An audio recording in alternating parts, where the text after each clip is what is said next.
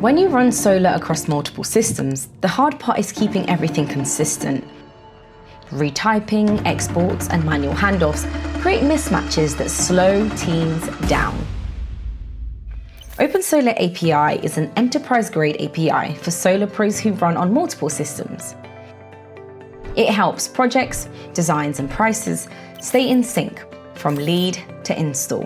One API covers your full OpenSolar setup: projects, systems, designs, pricing, hardware, contacts, workflows, and more. Plug into your existing stack. Keep your CRM, finance, and ops tools. Connect them to OpenSolar. The API uses the same data model and logic as the OpenSolar app. What you design and price in OpenSolar is exactly what your integrations see. No duplicate pricing rules. Built around the moments where money moves.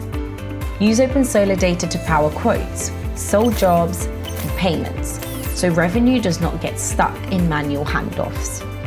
Whether your integrations are built in-house or by partners, they run on the same OpenSolar API.